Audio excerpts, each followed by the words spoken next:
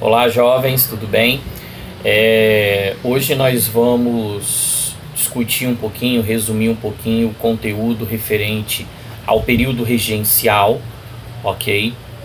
Um período extremamente importante na história brasileira, porque nós tivemos a ascensão da nossa aristocracia rural, beleza? Que passou a se manifestar, passou a exigir, né? Rompendo com aquele centralismo. Então nós tivemos uma descentralização política e uma maior participação, beleza? Política e administrativa. Então as províncias queriam autonomia e nós tivemos uma série de eventos, uma série de manifestações interessantes nessa fase, beleza? O primeiro ponto que eu quero abordar com vocês é que no período regencial nós tivemos a formação de 3 grupos, beleza? Acompanha aqui comigo. Nós tivemos os que também poderiam ser chamados de caramurus, beleza? Restauradores queriam um retorno. O retorno de quem? De Dom Pedro I, beleza? Era um grupo formado por portugueses, militares e comerciantes que queriam o retorno do imperador. Esse grupo ele se desarticulou a partir de 1834 com o falecimento de Dom Pedro I, né? Meio óbvio. Beleza.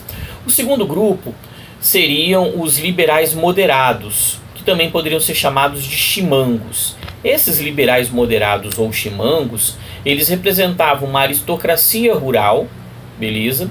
Queriam a manutenção da monarquia, centralizada, obviamente, voto pela renda, beleza? Que havia sido estabelecido na Constituição de 1824.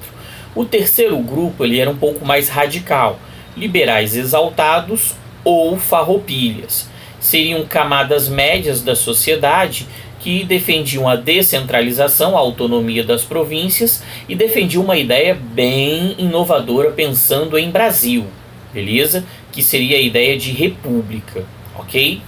Bem, partindo disso, nós tivemos então durante esse período regencial regências trinas, beleza? Provisória e permanente, e regências unas. A regência trina provisória, né, foi esse grupo de transição após a abdicação de Dom Pedro I, era formado por senadores e um membro do exército. O exército ele teve uma grande participação nesse período regencial porque existia um temor do Brasil se fragmentar, né, acompanhar a América Espanhola, dando origem a outros países, uma fragmentação territorial, beleza? Bem, já na regência trina permanente, nós tivemos a manutenção dessa estrutura, ou seja, membros da aristocracia, nesse caso, né, o Braulio Muniz e o José da Costa Carvalho, junto com um membro do exército, que seria então o brigadeiro Francisco de Lima e Silva, ok? Depois eu vou fazer inclusive um videozinho para vocês sobre a história do brigadeiro, mas num outro momento. Durante essa fase então da regência trina permanente, nós tivemos entre os pontos mais importantes a criação da Guarda Nacional. O Diogo Feijó, o ministro da Justiça, né, ele percebia que o Brasil não tinha um exército, não tinha condições de manter um exército, e aí, inspirado na Revolução Francesa, na Guarda Nacional Francesa da Revolução de 1789, ele criou a nossa Guarda Nacional, beleza? Como nós não tínhamos uma burguesia para poder assumir esse papel, né, como na França, o Diogo Feijó ofereceu isso aos fazendeiros, então receberiam a patente de coronel, né, de coronéis, e em troca defenderiam o Brasil de manifestações, de conflitos, de problemas sociais. Então o objetivo era reprimir movimentos populares e manter a ordem e a unidade territorial, beleza? Então nós tivemos a criação da Guarda Nacional durante essa regência trina permanente.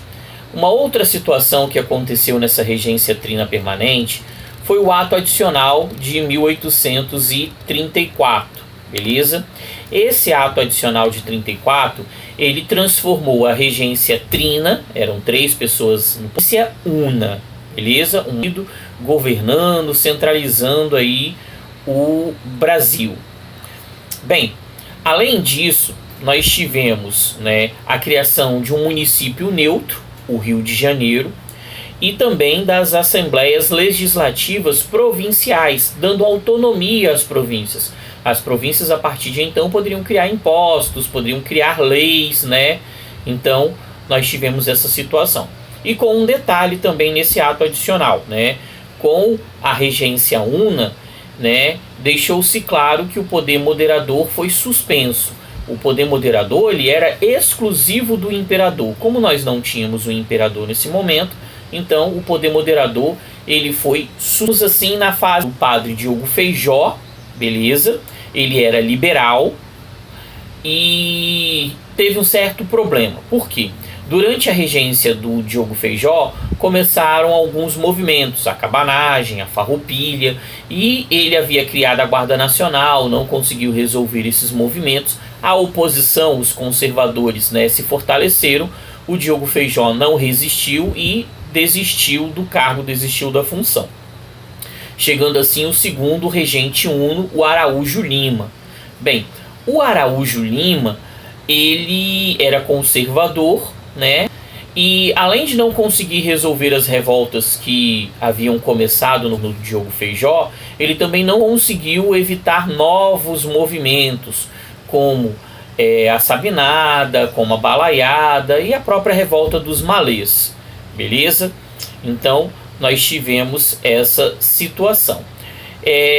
Pulando um pouquinho lá para 1840, já o finalzinho desse período regencial, antes de falar das revoltas, ok?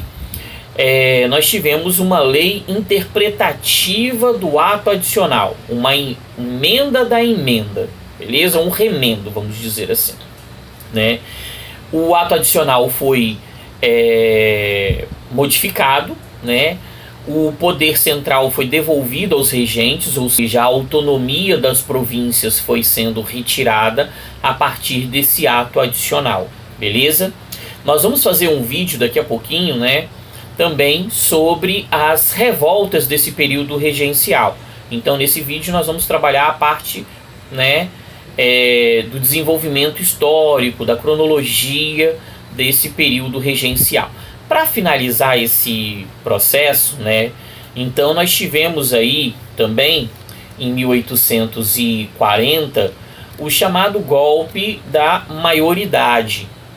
Os liberais, em oposição aos conservadores que estavam no poder, né, apoiaram o Dom Pedro II, o futuro Dom Pedro II, né, a assumir a sua maioridade antes de chegar aos 18 anos, beleza? Como o Brasil passava por um monte de revoltas, existia um medo da fragmentação, isso acabou fortalecendo essa ideia, e aí Dom Pedro acabou sendo, né, empossado. Ele recebeu a titulação de imperador com 15 anos incompletos, beleza? Com 14 anos e pouco ele acabou, né, se tornando imperador do Brasil, num contexto onde acontecia uma série de manifestações, e o Partido Liberal, né, via dessa maneira a possibilidade de chegar ao poder. Então, no nosso próximo vídeo nós vamos discutir as revoltas do país.